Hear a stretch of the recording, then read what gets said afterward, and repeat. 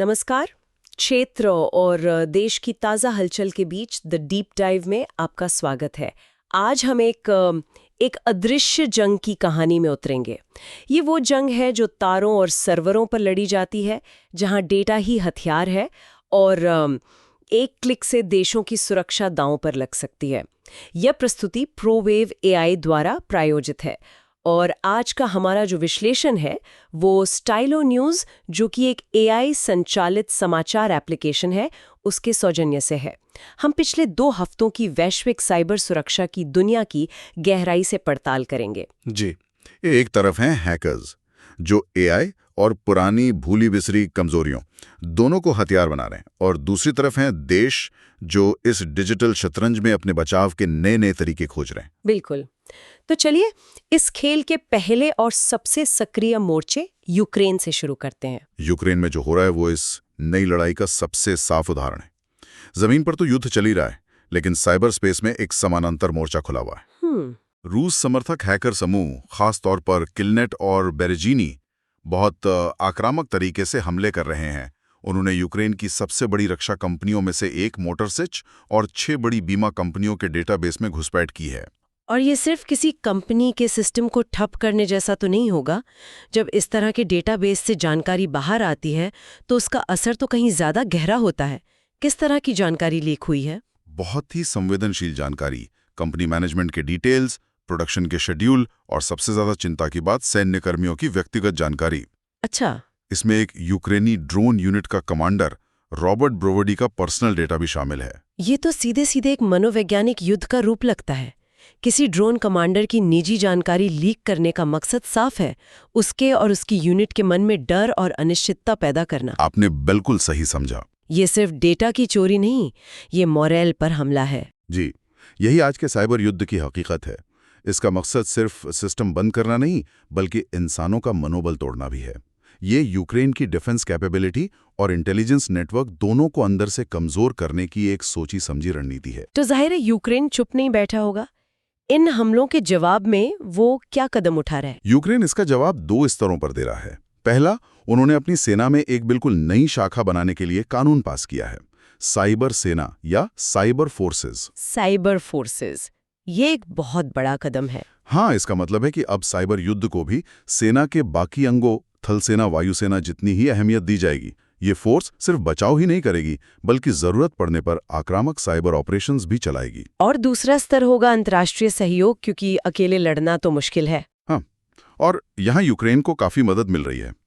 Netherlands ने British नेतृत्व वाले यूक्रेनी साइबर प्रोग्राम के लिए 10 मिलियन यूरो दिए हैं।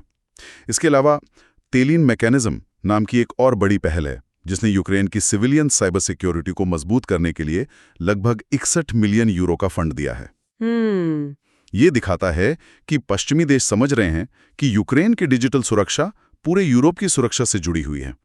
तो यूक्रेन में जो हथियार और तकनीकें इस्तेमाल हो रही हैं, वो एक तरह से ग्लोबल साइबर वॉरफेयर की प्रयोगशाला बन गई हैं। लेकिन ये लड़ाई सिर्फ यूक्रेन तक सीमित नहीं है।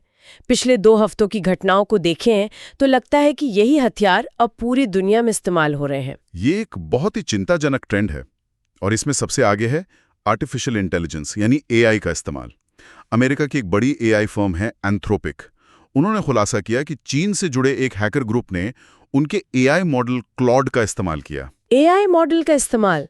जी, और इसका इस्तेमाल करके टेक्नोलॉजी फर्मों और सरकारी एजेंसियों पर करीब 30 साइबर हमलों को ऑटोमेट कर दिया है। मतलब अब हैकर्स खुद हमले नहीं कर रहे हैं, बल्कि एआई को हमले करने के लिए ट्रेन कर रहे हैं।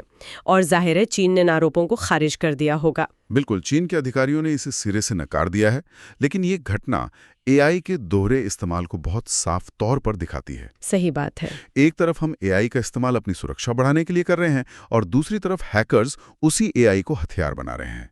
ये एक नई होड़ की शुरुआत है। और इस होड़ में सिर्फ चीन ही नहीं, उत्तर कोरिया भी एक बड़ा खिलाड़ी बनकर उभरा है।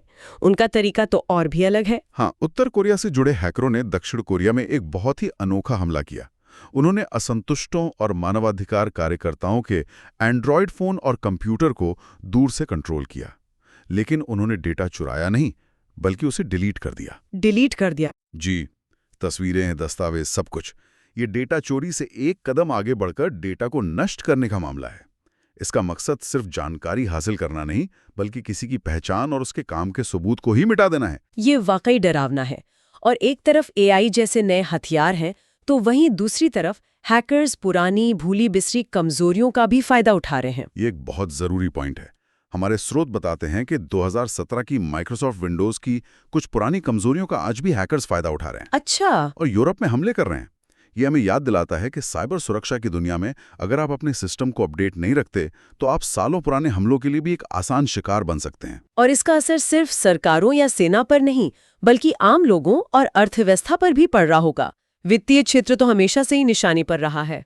निश्चित रूप से। हाल ही में किलन नाम के एक रूसी हैकर ग्रुप ने स्विट्जरलैंड के हबीब बैंक एजी ज्यूरिख पर हमला किया और 2.5 टेराबाइट से ज्यादा डेटा चुरा लिया। 2.5 टेराबाइट, इससे तो लाखों ग्राहक प्रभावित हुए होंगे।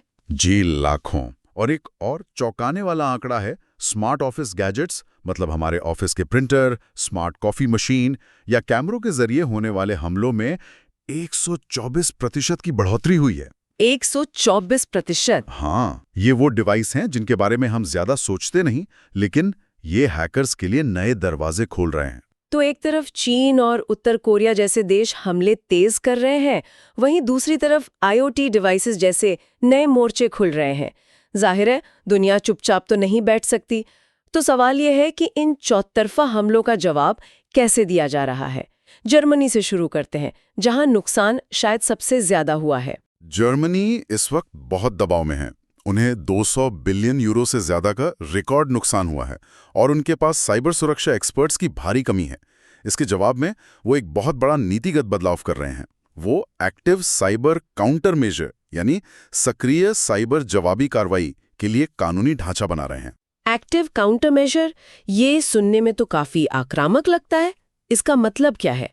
क्या वो अब सिर्फ बचाव नहीं करेंगे, बल्कि पलटकर हमला भी करेंगे? सैद्धांतिक रूप से हाँ।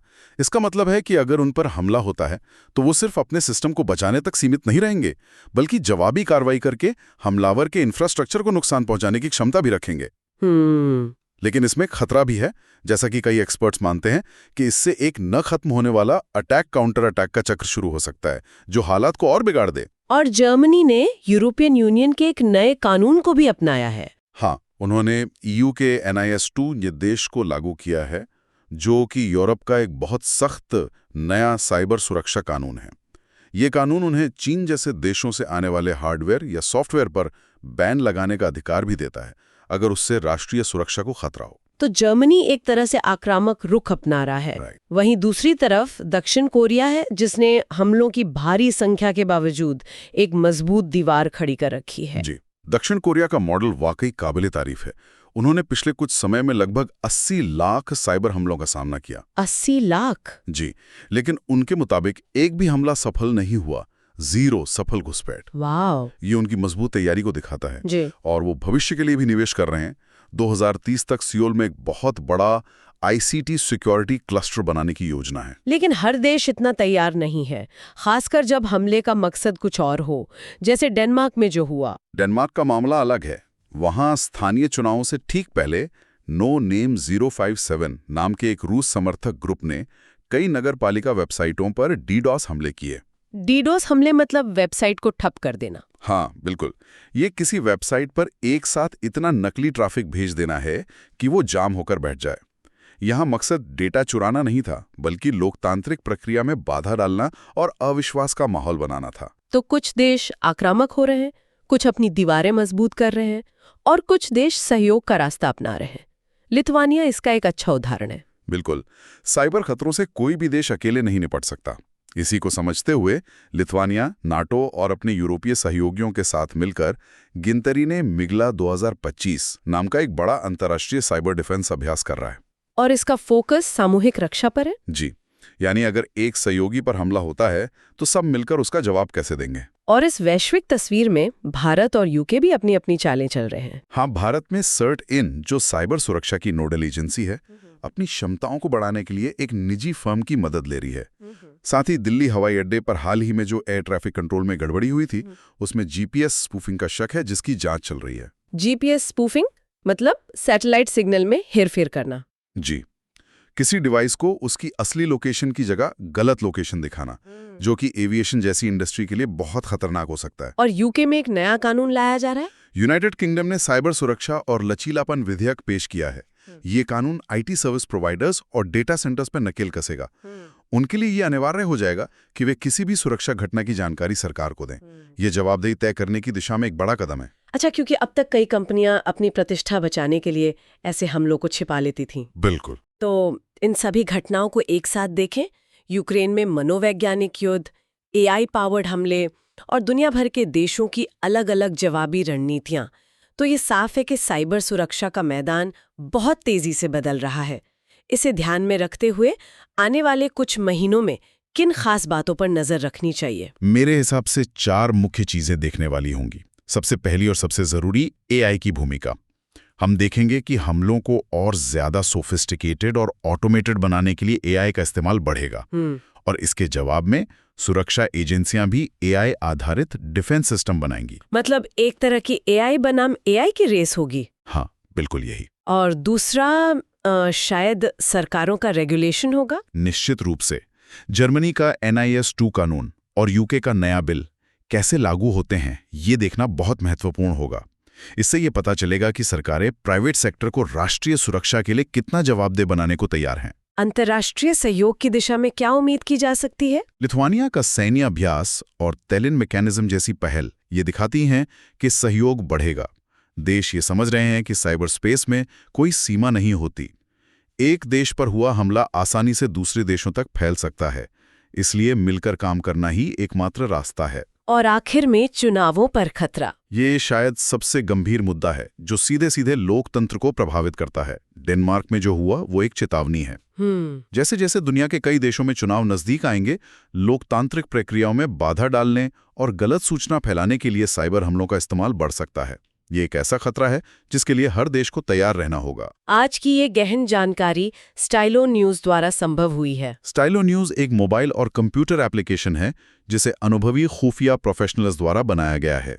ये आपको सैकड़ों पारंपरिक समाचार स्रोतों और एक्स से व्यक्तिगत खुफिया शैली की जानकारी प्रदान करता है, ताकि आप वैश्विक घटनाओं को तुरंत समझ सकें। आप अपनी रुचि के विषयों पर कस्टम एआई खोज कर सकते हैं, प्रमुख निर्णयकर्ताओं के दृष्टिकोण को ट्रैक कर सकते हैं और अपने लिए महत्वपूर्ण जानकारी को समेकित कर सकते हैं। एआई संचालित समाचार ऑन डिमांड प्राप्त करने के लिए www.stylonews.com पर स्टाइलो न्यूज की सदस्यता लें। हमारे साथ जुड़ने के लिए आपका धन्यवाद। यदि आपके पास भविष्य के विश्लेषण के लिए कोई विषय है तो कृपया हमें बताएं। और नवीनतम जानकारी के लिए अपने पसंदीदा सोशल मीडिया प्लेटफॉर्म पर स्टाइलो न्यूज को फॉलो करना न भूलें।